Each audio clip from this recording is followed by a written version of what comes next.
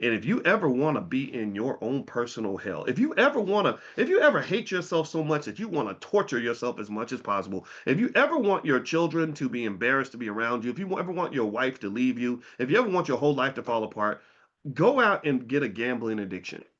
I mean, really, if you ever want to be in such a dark hole that you feel like you can never get out, go out and get a gambling addiction. Gambling addictions are a formula created by the devil himself.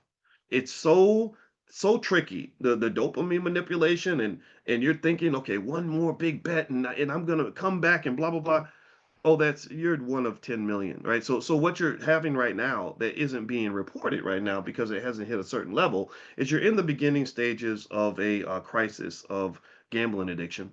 It's similar to like the opioid crisis, right? Or the crack epidemic. When it was happening, people would see things, but there were no big statistics sort of being reported in the media. It takes about 5 years, I think, maybe 3 to 5 years before the media starts reporting the statistics. So don't be surprised if in about the year 2028 you watch the news and you see that there's been this rise in gambling addictions. And why is that? Well, because right now you've got it's going to really hit black people hard because you've got lots of black men, black entertainers from the Jay-Z's on down that are promoting gambling mostly to young men. Young men are the primary target. There's something about the mind of a young 25-year-old male, 25-ish, where he's not able. Maybe his prefrontal cortex is just developing, and he's got a lot of testosterone. There's something about that that makes him want to gamble like crazy. So next thing you know, you're gonna have just so many families being torn apart by gambling addictions.